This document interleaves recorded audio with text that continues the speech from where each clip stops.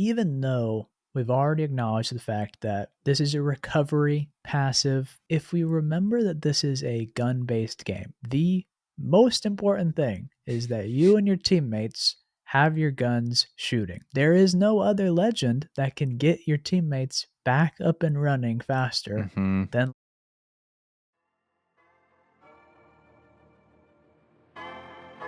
Oh no, there's another squad attacking.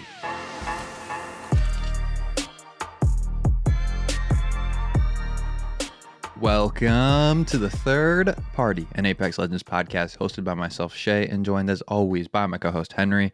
Henry, my man, how's it going today? It's going well. Busy, getting into the holiday season and hoping to get a lot more games in here soon, but we got a cool episode today. It is the most wonderful time of the year, and today we are highlighting passive legend abilities. And really, we're going to be talking about the best passives in the game, which is something that Henry and I have had circle on the calendar for a while now, and something we've wanted to talk about. So it's exciting that it's finally here and gave us a chance to write about some of our favorite legends, which I think is going to be really fun. Before we kind of cover that, though, and dive into news, if you want a question answered on the show, leave it in the form of a 5-star review in Apple Podcasts, and we'll make sure it makes it onto one of an upcoming episodes. If you enjoy the Third Party podcast and want even more, now is a better time than ever to give yourself a gift and us by supporting us on Patreon. You can get a whole lot of stuff over there, ad-free listening, exclusive merchandise, gaming sessions with us. The list goes on and on and on. We're sending out a bunch of posters right now and signed replica weapons. It'd be great to have your support over there. It really would make our year, so we appreciate you. Appreciate that. Appreciate the love over there. Let's dive into the news. First piece of news, the Black Friday sale is officially live. Deals will be running until next Tuesday. Check it out for some super fun skins that come around each and every Black Friday. A couple new ones as well. And just some crazy deals on Apex packs that we were talking about. Might steal your money away, HB, which that's a big deal for anyone that doesn't know. We just got the DJ Gibby skin, and now we might be getting some Apex packs. I don't nobody hold your breath on me getting 100 Apex packs, but if you are gunning for an heirloom, not a bad Now's time. the time. Honestly, not a bad time. It truly is. And Henry and I aren't big spenders in Apex, but yeah, if you're gonna go buy 150 Apex packs, you're never gonna get a better deal than right now, essentially. So be on the lookout.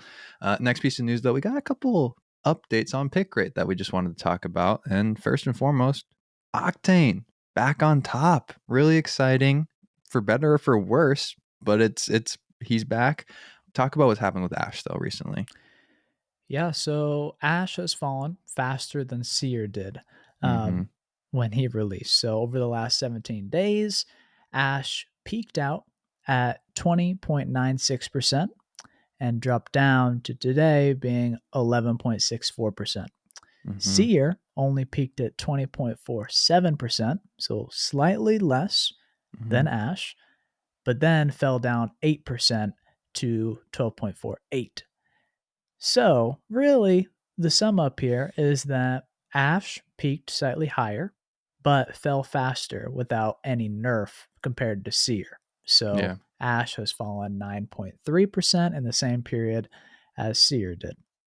I'm just hoping that she avoids that basement fall, though, that Sears had, and comes down all the way to that 2% mark. You know, like, where do you think she ends up in the grand scheme of things? Because she could drop by another 5%. It would still be one of the upper tier legends. So there's room still, but obviously it's not trending in the correct direction.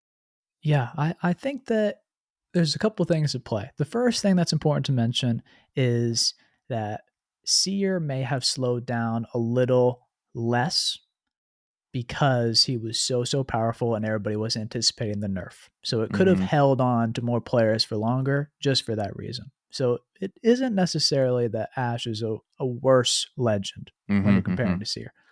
But I see two potential routes going for the future of Ashe and her popularity. First one is she's mobility. Some people say that she competes with Octane.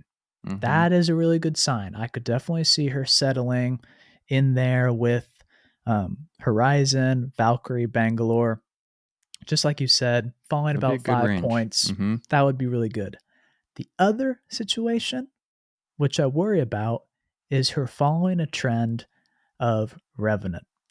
And the Mhm. only reason that I think that that could happen is the duration of her ultimate.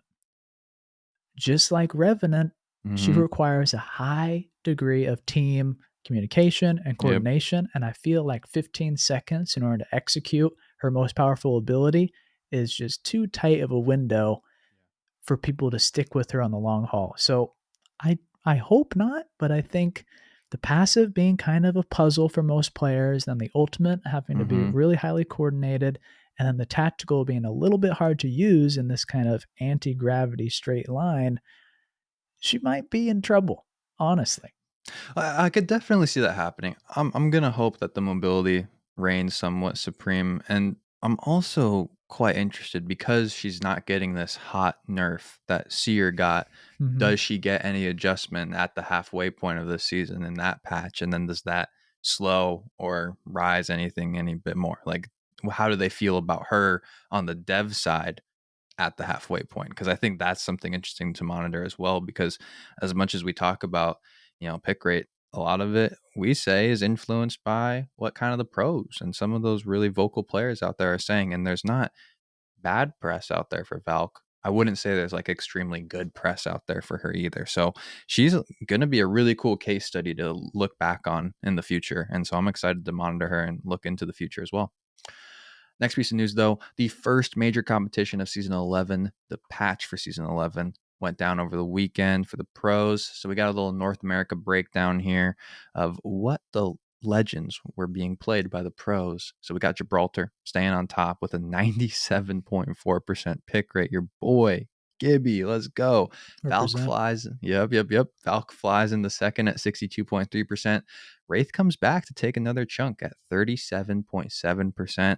Caustic and Octane take some hits. Caustic drops down to 21.1%, and Octane all the way to 3.5%. Ash makes a splash, landing in at 27.2%, and Crypto sees a little bump from 9.2% to 15.8%. Those are some interesting shakeups to look at there.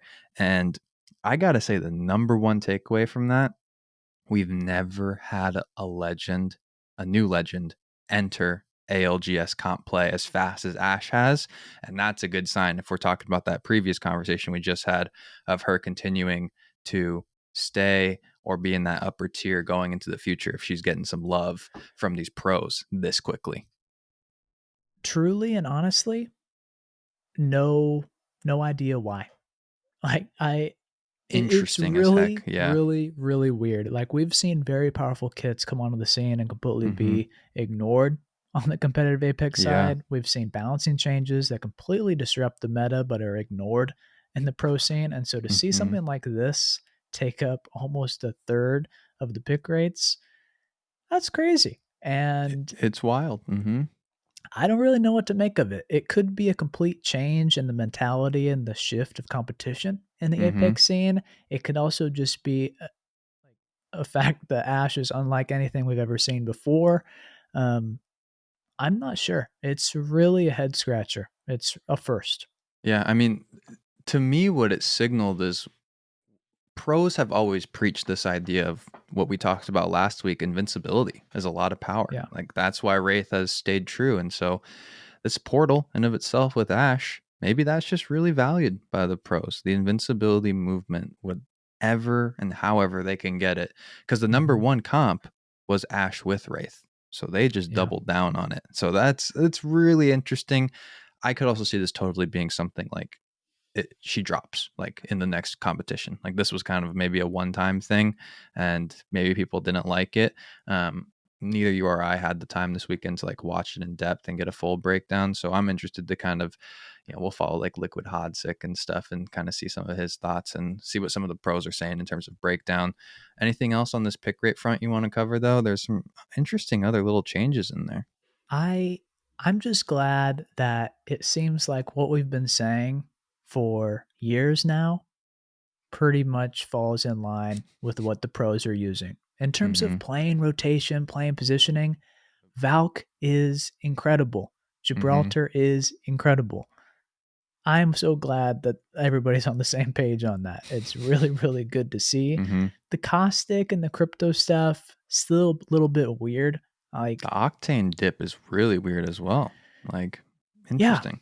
I mean, um, essentially, it's ash replacing octane for a lot of yeah. people, And things are still way, way up in the air, for honestly. sure. Like, there's nothing too definitive. It's nice to see, I think, that Octane is back in the number one spot in terms of public popularity.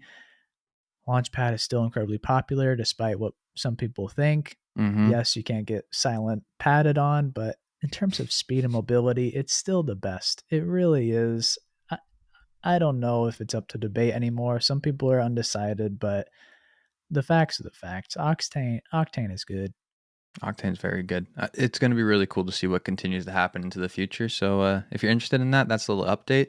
Some of the other big news, though, to come out of the Apex esports scene over the weekend is that one of the staples of the scene, a member of TSM, Snipe Down, he's stepping away from the competitive Apex scene to return to the dude's roots and play in competitive Halo Infinite again for Team FaZe. And I'm just got to say that, man, that Snipe's going to be truly missed in this community. He is an awesome guy. I always loved watching that controller demon go. Like, he is the kind of that staple for the controller players. I feel like in terms of popularity, he's been a pro in Halo for a long time. Makes sense he's going back to his roots, but to see him kind of just switch up to Apex and dominate was really awesome.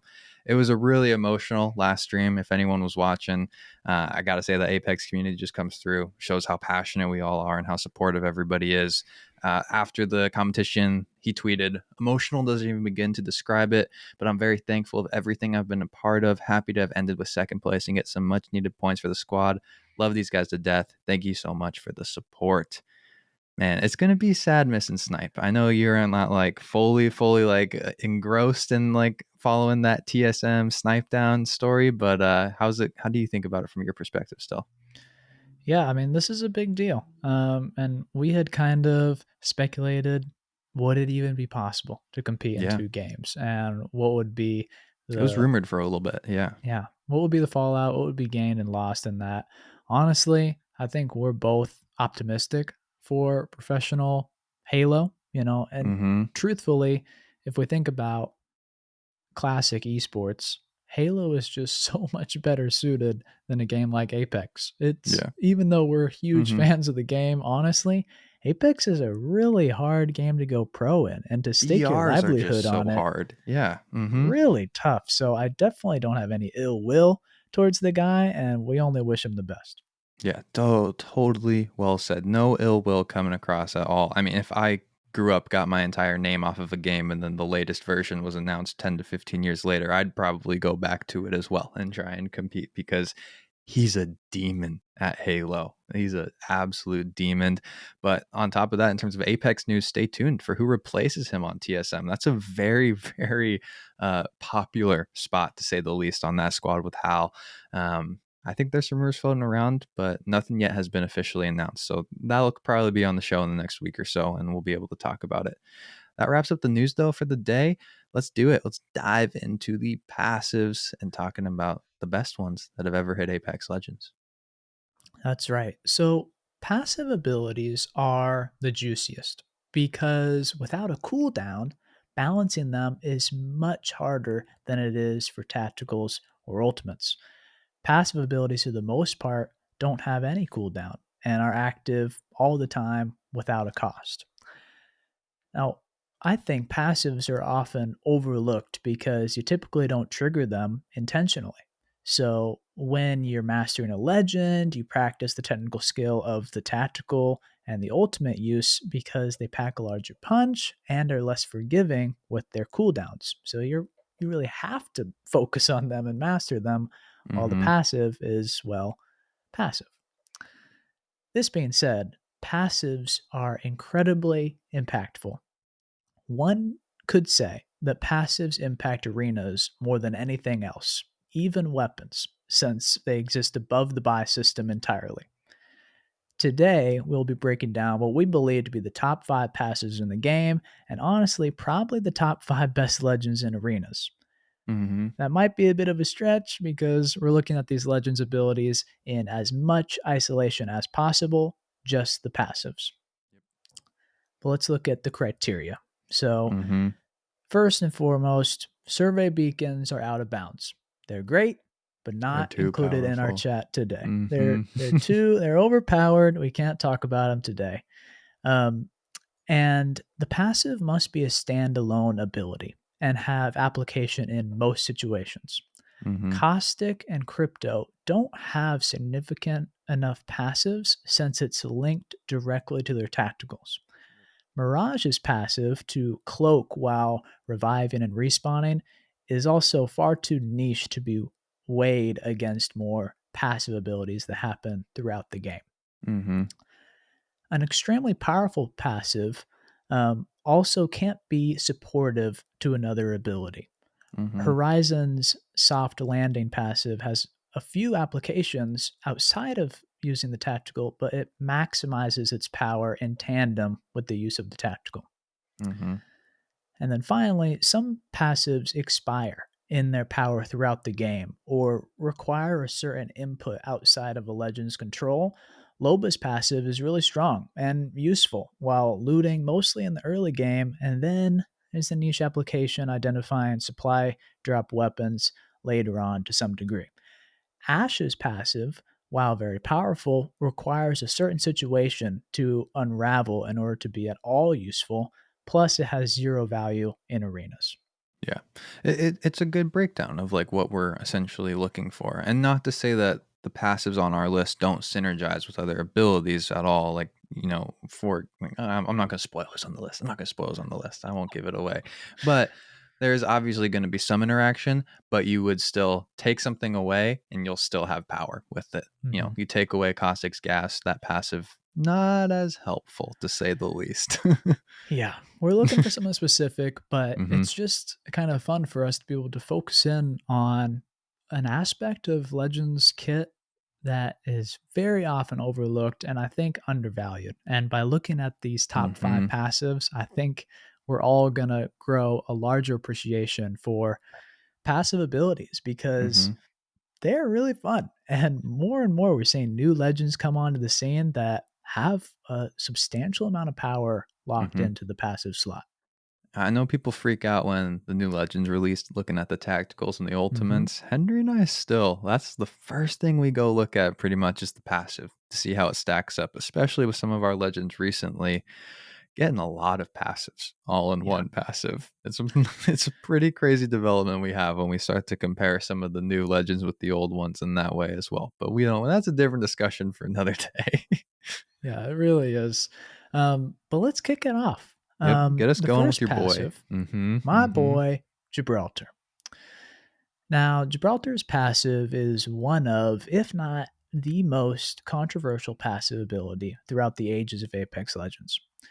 Gibraltar's gun shield provides an energy shield that blocks damage to his upper body up to 50 damage while he's aiming down sights. Mm-hmm. And the passive actually has a 9-second cooldown if it's broken. Now, this passive is unique because it actually adds something to the in-game character model. Mm-hmm. And it has the fixed amount of health at 50 and that regenerates over time.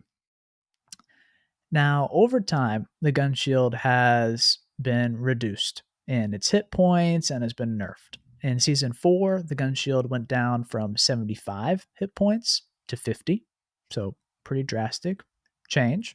And Mm-hmm. then in season 8, there was another nerf that allowed for gun shield damage to bleed through, so kind of countering Mm-hmm. it absorbing an entire Kraber shot.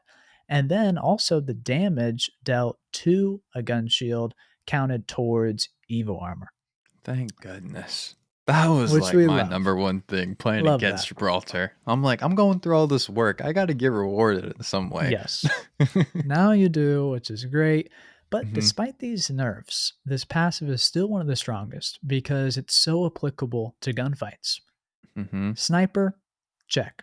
Bubble fights, check. Urban fights, check. Early game to late game, check, check. It does it all. And I think that's really what's going to set a lot of these passives apart from the rest of the pack. It's just if you can use it all the time and it gives you value in the gunfights, that's huge. And it's going to be strong.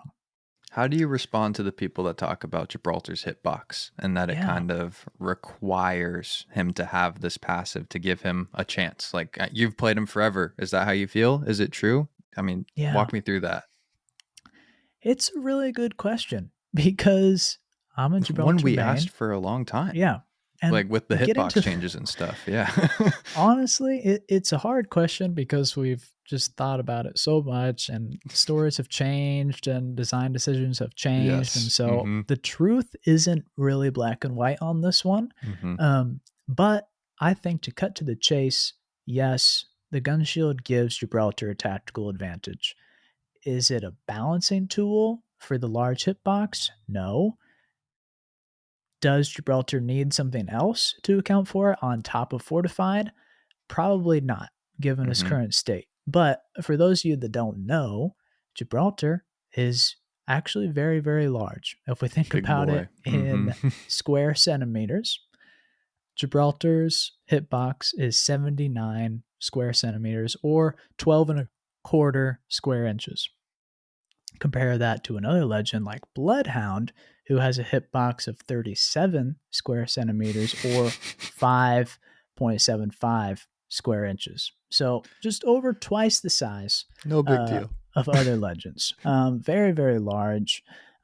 Caustic is not far behind, but the idea of thinking that the gun shield is a necessary thing in order to Mm-hmm. just give Gibraltar any chance at all, I do not think is true. I think that Gibraltar still is very exposed when attacked from the sides or behind or above, or even just out of surprise, out of the blue, without activating the gun shield. Mm-hmm. But when you're consciously using this passive, it gives you a very, very strong advantage. Yeah, I think you nailed it by saying, like, you mentioned quickly, but just to reinforce, fortified is the balancing tool for the hitbox, not so Yeah. much the passive per se, which I think is a really important concept to get for people diving Yeah. into this deep into Apex with us. Yeah. And, if Gibraltar can aim down sights, can see the enemy that's shooting at him, Mm-hmm. and block damage while dealing damage, it's a massive advantage.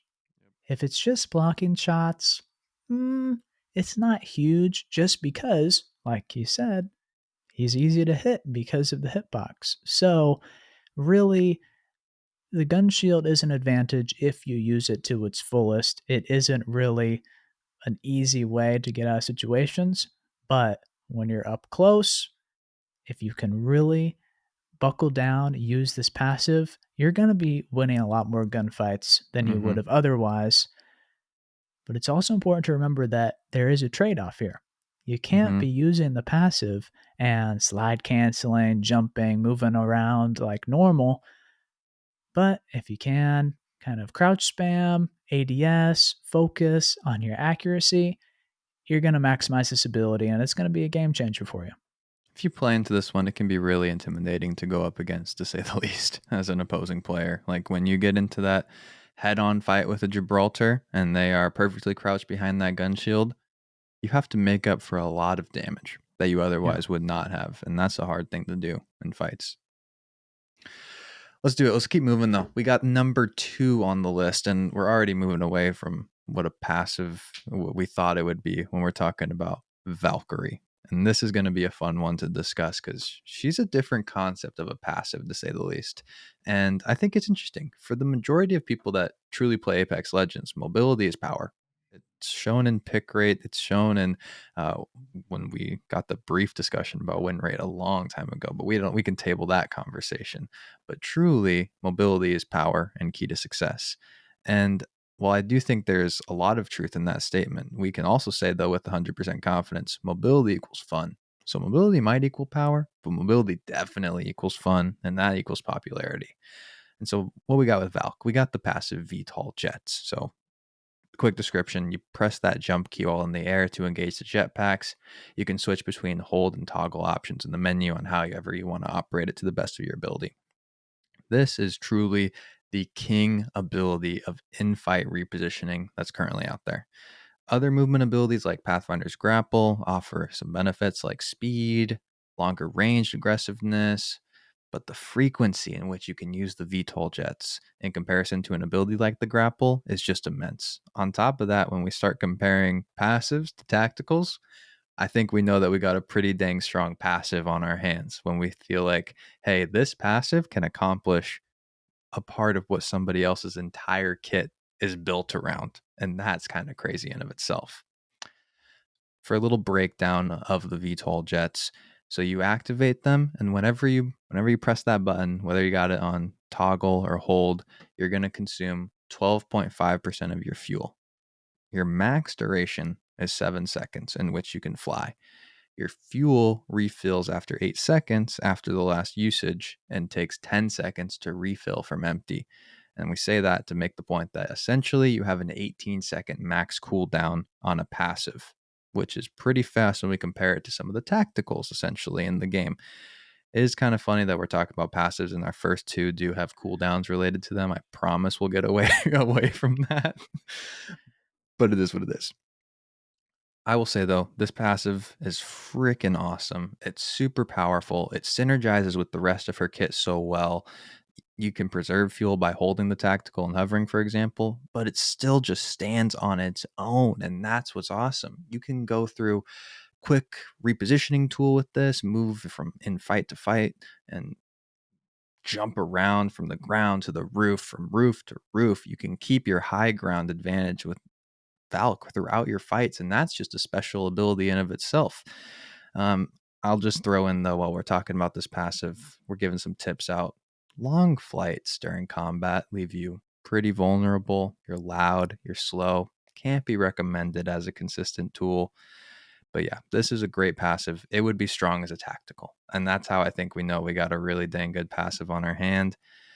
How about give me some thoughts on the VTOL jets before I go on to her other passives?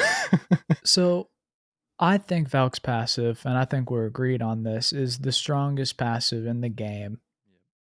No contest whatsoever. It has strengths that are unparalleled, and the fact that you can achieve such incredible vertical mobility that other legends have to spend a tactical or even an ultimate to achieve Mm-hmm. makes her the best at almost anything. If you think about early game looting, Valk is the best looter. She's not going to be climbing. She's able to get to supply bins to ground loot Mm-hmm. faster than anybody else, faster than Octane, faster than Loba. Like that just ability to, for free, get over obstacles is very, very strong in the early game. And Mm-hmm. then if you think about the late game or even arenas, you're just able to get better positioning for free. And Mm-hmm. like you said, Shay, this idea of the long, jetpack rides, probably not advisable. You can do it. There's definitely Totally. situations where you should, but the Mm-hmm. strength here is the ability to burst. And that's where no other legend can keep up at all. You can't Mm-hmm. be in East or West Fragment bouncing from floor to floor, building to building with Octane or Mm-hmm. Pathfinder or Loba or Ash. You can't. Vault Mm-hmm. can, and that is an incredible benefit. It's the best passive, no doubt. It's so awesome. And I do think it's important to know you nailed it there, kind of talking about and further reinforcing it's a repositioning tool. Don't think Mhm. about it as like when we talk mobility, some of our mobility legends are a getaway. Like Pathfinder is an Yeah. incredibly strong getaway legend or a long push legend. That's not what Valk is, but that's not a bad thing. She's just really strong at what you're actually going to be doing more often than other that essential movement in of itself. So being able to reposition in fights is crazy. I think when we first got her introduced to the game, I said that this is like what the old Pathfinder zipline or grapple was used to be used as in combat, where you would just like, hey, I'm real quick gonna grab a roof in Skull Town, and now I'm gonna fly, like jump down on somebody, and I'm gonna grapple back up. You can essentially do that all the time with Valk, and it's really dang powerful. She also has some other passives. We're not talking beacon today, as we mentioned, but she has the jet fighter HUD. I think it's a nice skydiving recon tool. Mid game, you get to rotate with your balloons or her ult essentially now because you don't really get this option on Stormpoint. And it's nice to know, hey, if I'm landing somewhere, if there's going to be enemies or not. Hey, we're rotating through this area. Do we need to meet enemies in a certain direction? It's just nice recon. We really do value recon. And early game, really nice to find uncontested drops and track teams. How much value do you think you get out of this one? You get a solid amount of value out of it. It's Mm-hmm. definitely better than nothing, and we think when we think about legends and what they're defined as, like we did a couple episodes back in our tacticals versus ultimates episode, Valk stands, alone Mm-hmm. with Lifeline and a legend defined by their passive. So much value packed into here that you cannot overlook it. And to think about the fact that she also has an incredible tactical and an incredible ultimate on top of having three passives, yeah, this is a slept on ability here that should definitely be rising to the top. We're happy where she is, Mm-hmm. but if you aren't giving Valk a chance, you should, because She's she's breaking out right powerful now. Mm-hmm. and very, very fun. Yeah. Don't Yeah. don't forget it. No doubt. She's the complete package. And just out of her passive, she's the complete package. And that's crazy. And so asking the question, like, why do passives matter? She's a prime example of that, as is Gibraltar, where so much power and strength is built into this part of their kit that you take this away, you're not working with the same legend anymore. And that's a huge reason why this passive truly matters to defining who Valk is. Yeah, when you think about abilities that can win you a gunfight or win you a game, both Gibraltar and Valk have those types of abilities, and the fact that they're packed into the passive just allows you to really consider choosing them based off of how easy it is to unlock that power.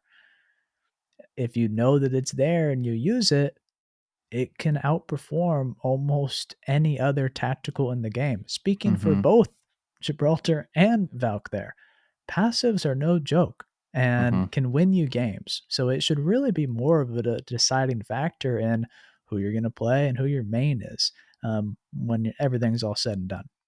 For sure. We're just going to keep it rolling. Let's go right into Lifeline because we got passes on passes to talk about today. We're talking about the Combat Revive. This is just such an interesting passive. It's one that has undergone a ton of change over the years. It's settled though, and I'll say myself, I don't know if you think differently, but I don't think it's going to be changing anytime soon. And it's in a pretty good state and pretty powerful right now. So Agreed. now, yep, thank you. Now we have to talk about it a lot. And I think there's an argument to be made about the fact that if you have to be on the back foot with teammates knocked to get utility out of your ability, is that a liability and is that powerful? It's a tough conversation. I think it's a little yes and no answer. Of course, nobody wants to get knocked. You don't want to go down. In an ideal world, you and your teammates would fly all the way to victory without ever getting downed. Unfortunately, though, in a BR like Apex with so many variables and really talented players in every lobby, that's not going to happen and players get downed all of the time. Lifeline is, I think, the best and one of the only legend in the game that when two of your teammates go down, you actually still have a fighting chance. And we'll talk about it in Arena specifically as well, but it just reigns true. So the passive in of itself, for anyone that's maybe new to the game, you deploy your dock drone, revive teammates, leaving Lifeline still free to defend. So this ability allows a Lifeline to do two key things, in my opinion. One, keep shooting and defend teammates while reviving. And two, revive two teammates effectively at the same time. It's not great that your teammates have to die. We're going to hammer this point home. Like, we are recognizing that. People bring it up all the time. It's one of your favorite points to make, Henry, and it's justifiably so. Like, it's a big deal. But there is power in that when an enemy knocks your teammate, they are essentially forced to push you because you are Lifeline.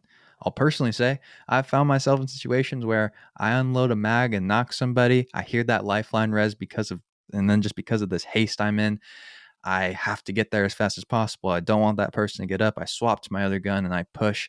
That puts the Lifeline at an advantage of most likely having two loaded weapons versus my one. And that's powerful in of itself. And I think it's important that while that can be countered easily, stay together as a team. We'll recommend it to everyone. Push together and you're going to dominate every fight.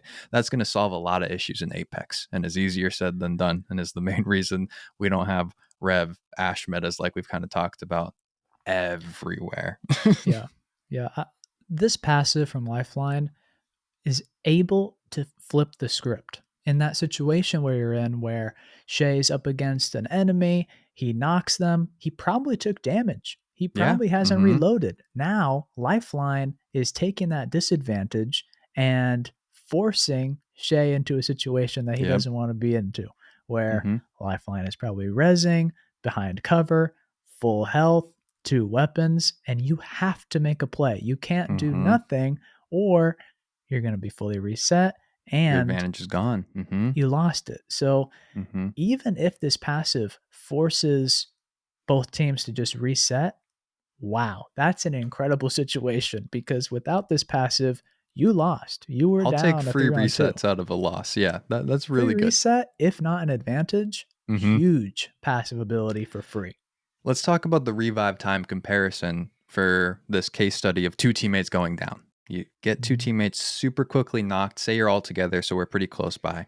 So, Lifeline, for example, you start your revive with the dock drone on a teammate, 6 second timer starts on that revive. Say its second takes to travel to the other teammate, another 6 second revive starts happening. So, from the knock of both teammates, you're up in about 7-ish seconds. Let's compare that to our speedy reser, Gibraltar. Bubble goes down on two down teammates. First res starts. That's 4 seconds to get done. Say there's a second gap to get the other teammates. Travel time, animation. Another 4 second revive. Both teammates are up in approximately 9-ish seconds. Any other legend in the game? A 6 second revive, 1 second travel time, 6 second revive, 13 seconds to have both teammates up compared to Lifeline's 7. And I wanted to point that out for a few reasons. One, to give our boy Gibby some more love because sweet tactical, great recovery tool. One of the reasons he's one of our favorite legends in the game. But also just to further reinforce, Lifeline is able to, like you said, flip the script, turn the tables in such a sticky situation and make something that was unwinnable, winnable. To be able to say, in 7 seconds, I can have my team back. There's a lot of pushes that are going to take you more than 7 seconds to get to your teammates. And it's a pretty tough situation to be in, but one that will let you potentially recover. And that's powerful.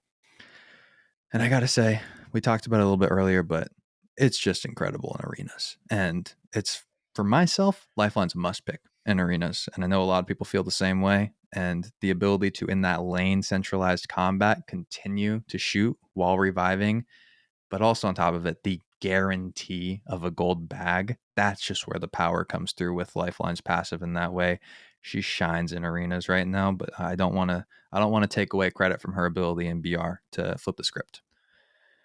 I think that even though we've already acknowledged the fact that this is a recovery passive, Mm-hmm. yes, you have to be in a bad situation in order to unlock value from it. If we remember that this is a gun based game, the most important thing is that you and your teammates have your guns shooting. There is no other legend that can get your teammates back up and running faster Mm-hmm. than Lifeline. So if you think about it in that way, Lifeline is the best at maximizing the base of fire of your Mm-hmm. team.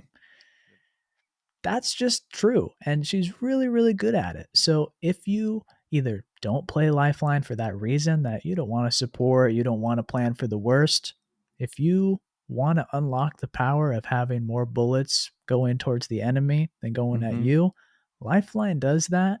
And really, nobody's even close. So it's not a bad kit to have locked into a passive. It's a team game. When you got three teammates, nothing wrong with throwing a lifeline on your squad to support Yeah. everybody else. And then we'll throw in, you do get the loot bin passive for some extra loot. I don't want to put much process into it and say, hey, this is a huge part of her kit. It's a nice thing that'll occasionally help you out. And I think get those mini heals and such when need be. But not something I ever go into the game being like, hey, I'm hyped to have this lifeline passive opening blue supply bins. Yeah. You take what you can get. Yeah. Combat revive, very, very good. Much better Cannot, than the supply bins. Yeah. yeah, one of the best keep passive in the game. No doubt. Let's keep it rolling. Next up, Bangalore. Double time is likely the most powerful, underrated passive, which is rarely discussed or even given Mm-hmm. enough credit, in our opinion.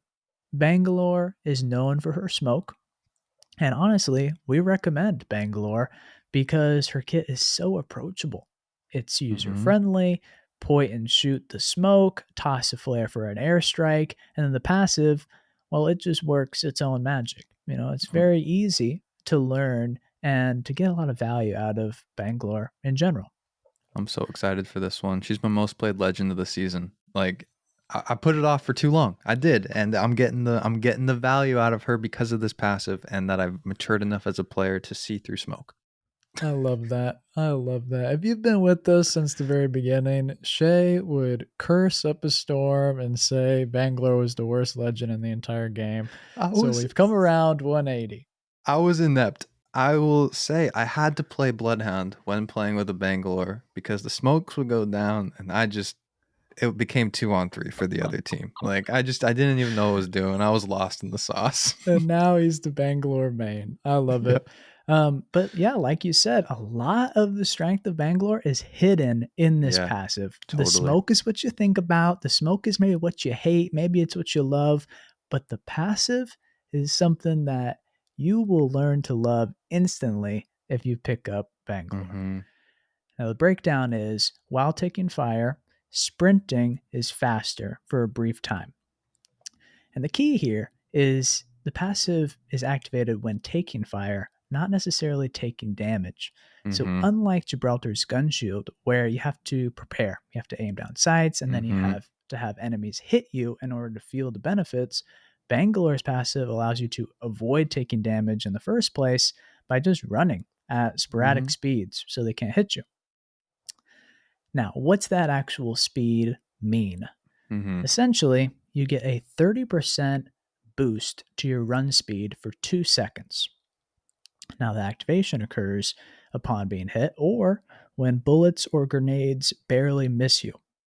Now, this passive happens automatically. There's not anything you can do to trigger this extra sprint speed, but there is a 4 second cooldown. So you Mhm. can't be double timing it all the time, I but wish. having 4 seconds in between the possibility of having a double time means that in a fight, you can really be maximizing this speed while Mhm. being out in the danger zone and kind of creating chaos. Now, that being said, this is a very flexible passive ability, Mhm. offensive and for repositioning. You can close the ground between you and the enemy while avoiding damage with a speed boost or running away to safety. Mhm. Now, how does this passive ability compare to other fast legends? Octane, obvious comparison here. Octane's tactical gives you a 40% boosted sprint speed for a 6 second duration at the cost of 20 health. Bloodhound's ultimate, another comparison for the Mhm. speed, is a 30% boost to movement speed for 30 plus seconds with a 180-second cooldown. It's a long wait. Long wait. Bangalore achieves so much of this mobility from just her passive, which is not only free, but Mhm. activates only when you need it, which to some may feel like a handicap that you don't have control over your ability. But you're not wasting a stim. You're not hurting Yeah. yourself or even being tempted to use Bloodhound's expensive ultimate before the proper timing.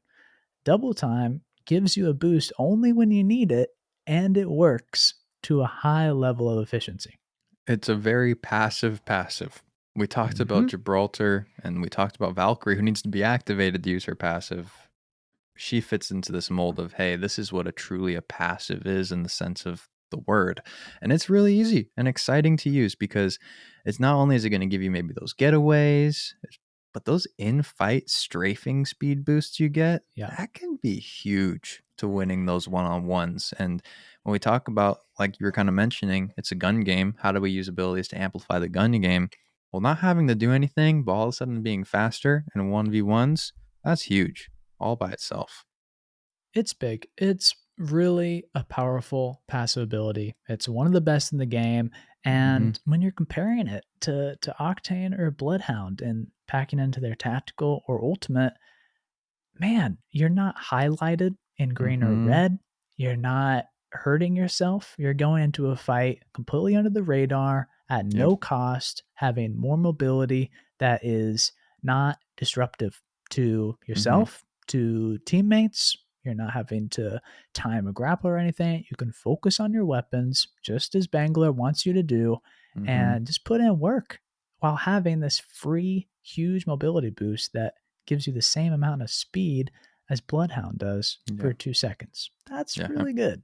Like I said with Valk, when you start comparing passives to tacticals and ultimates, like that's powerful, in of itself. That's when you know you got a good passive on your hands, to say the least. That's right. Last one of the day, though, we got Seer. Seer's awesome. And I hate how much hate Seer gets right now. But Recon is just an ability that you and I both truly value in Apex Legends. And that's why Seer's making this list. Because, like Valk, to get a powerful ability packed into a passive is going to lead to huge strength. And while the passive has been hit with nerfs since release, taking it away from, I think, the peak of what it once was, which was just very, very awesome, it's without a doubt still a very impactful ability. So we're talking about Heart Seeker. So you hear and visualize the heartbeats of enemies within 75 meters when ADSing. So when you aim down sights, you get the blue circle around your crosshairs, and then that spikes and turns orange to indicate which direction an enemy's in. And then if that entire reticle turns orange when aiming directly at an enemy's location, bingo, you've found somebody essentially through walls, anything. So the ability to truly know, I think this is the most important thing. To know if you have enemies within 75 meters of you, I think that's very powerful. You know, we thought you saw, hey, someone is checking out a certain area. Okay, well, Seer can come in and confirm that. No problem. Are they camping the building? Hey, we know that now because of Seer. You can try to take advantage of this as much as possible, and I think you're going to get a lot out of it. ADS as much as possible this year, kind of like how we were talking about with Gibraltar. You're just going to get the most out of it if you can ADS. You maybe don't have to push for it as much in fight as you do with Gibraltar, but also just a heads up, the passive does work without your weapon. It's not as easily as it was before the nerf, where you could just hold the tactical and just move around full speed, but you still can not have to actually be carrying your weapon to ADS and still find where people are. And yeah, I think sorry, I'm all over the place. It just blows my mind every time we start talking about Seer's ability that like you're within 75 meters, you're gonna know if you have people. And that's It's, just so yeah, powerful. Like that's in a passive. It's crazy. like we've been doing the whole episode, Mm-hmm. compare this to crypto. Yeah. So, probably the biggest strength of crypto is his ability to throw out the drone, look at a Mm-hmm. banner, and know for a fact how many enemies are within 200 meters of himself. Great. Huge strength. I would say probably more valuable than the EMP itself. You compare that to Seer's passive that Mm-hmm. doesn't force you to stop, doesn't force you to take out the tactical, doesn't force you to leave your team. All you have to do is tap your aiming button, tap a Yep. trigger, and you know for a fact if enemies are in the immediate vicinity. That's huge. And, I think that passive recon puts him in one of the best passes in the game just as it is. But the other thing that I think is just incredibly powerful about this ability is the fact that most of the time, if you're not rotating or looting, you're going to be undercover, at a fight, dodging bullets between obstacles. And Seer allows you to peek only when absolutely necessary. You can be behind cover and be aiming at somebody through a box and know, are they peeking? Are they pushing me? mm-hmm. Because you can track their every motion without exposing yourself. That's a huge gunfight advantage that I think belongs in the same category as Gibraltar's gun shield. It's a gunplay passive, which is really strong. It's the closest thing we've ever had in the game to wall hacks. And in of itself, that's going to be truly powerful. And that's in the passive. And that's kind of crazy in of itself. I also think you can't sleep on the fact that even at longer ranges, above that 75 meter, you still get use out of this. And Mhm. you have this, it's not unlimited range anymore. That was a nerf from what it used to be, but still in this certain range, plus 75 to there hasn't actually ever been anything confirmed yet. If you have a clear line of sight on someone, nothing in between the two of you, you're going to get a blue tick that appears. And that's going to let you know, hey, someone's coming in that area, or hey, that's great for me being able to know I'm going to rotate a different direction. I'm going to hold high ground because people are approaching. Because let's be honest, if you're holding that one times on the R301, you're not going to be able to see people incredibly far away with much ease. And this passive lets you do that. It lets you scout and lets you recon for the entire team. And then the last bit of information that kind of leads into some of that gunplay fight you were talking about is Seer's passive is not just this visual, it is very much an audio element as well. As enemies get closer to you, the heartbeat's going to get louder. And as they're weaker, the heartbeat's going to get faster. So you're going to be able to, if you use this ability enough, identify, hey, I got someone close to me and their heartbeat's going fast. They're weak. This is worth me pushing right around the corner, maybe slightly blind per se, but you know that you're going to have a clear advantage over this player because of this passive. And to be able to go into a gunfight incredibly confident, that's very powerful. It's very centralized recon, I would say, in terms of how you actually get it. So relaying to teammates is important, but you're going to have to do it vocally for the most part to let them know, hey, we got enemies within 75 meters. And so I think that's part of the weakness with his kit when we kind of compare it to crypto, like you were mentioning. Very easy to let teammates know if people are in the area. But you can find out where enemies are without using any other tactical or ultimate ability. And that is crazy. And that's why Seer's on this list today. Yeah, and like you said at the beginning, it's a heartbreaker that Heartseeker doesn't get enough attention. This is a ton of power, both for recon, both for gunplay, both for team communication, that is all within this passive that is completely overlooked. And I know that to this day, the Seer mains are still laughing all the way to the bank, enjoying the power in this passive. All this being said, though, Seer needs attention. There is a huge need for something to be done on the balancing side, but even that outstanding, still a very strong passive and one that should encourage you to give Seer a chance. And I think His passive wasn't the part of his kit that took the biggest nerf. no, That's yeah, no, that's not at where all. we're at with him for sure. Not at all. And, to just kind of send it home to the conclusion for this whole Mm-hmm. discussion on passives are very impactful. All five of these can completely dictate the result of a fight and therefore an entire game. And so understanding their strength might encourage you to try out these legends, play them more, and maybe take a listen to our Mastering the Legends episode on them. Not so But subtle really, plug. I love it.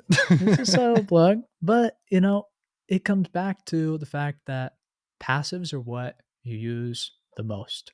And for these five, they're actually there. And Mm-hmm. you have application throughout the entire game to get a lot of value from them, to win a lot of fights using them. And that really defines an entire legend. And to be able to do that, it's a good reason to pick them.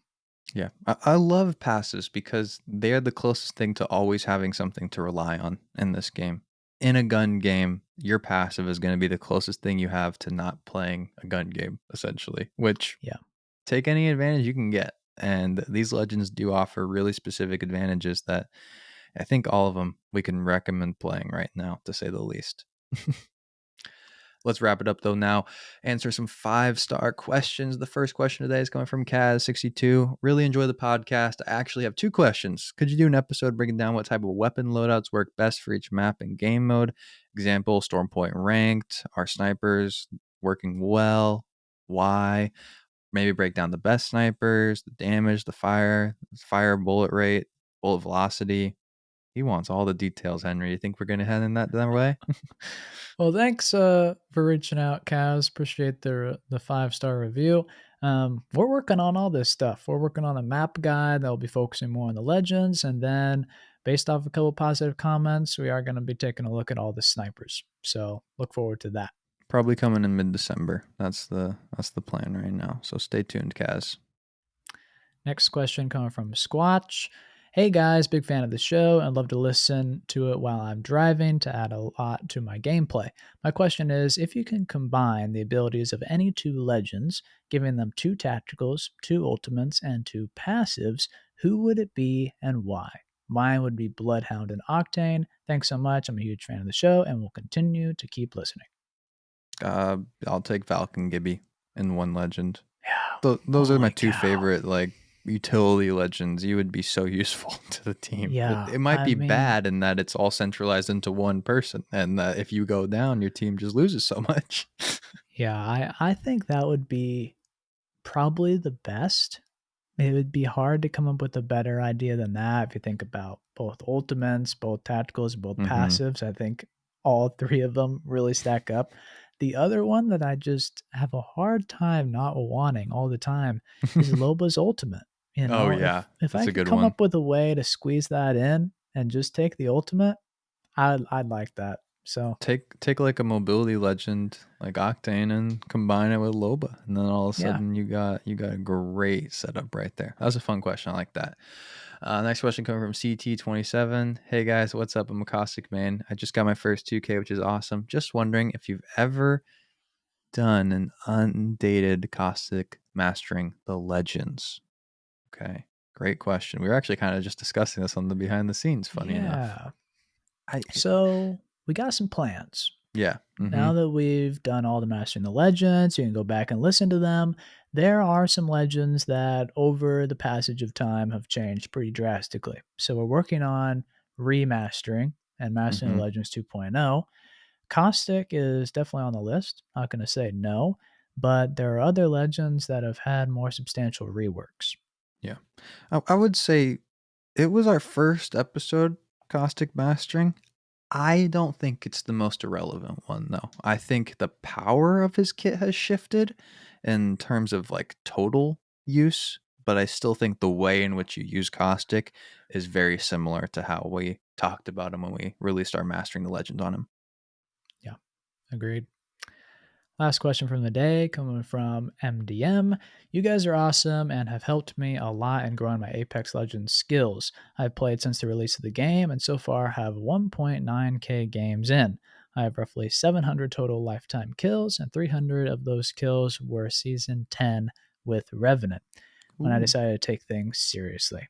I fell in love with the game, and you guys make my addiction crazier, but I never took things seriously until Season 10. Question: what's the best strategy to get the 4K badge with Rev? It's so frustrating, but I need it. man, with What a Rev. question. What a question.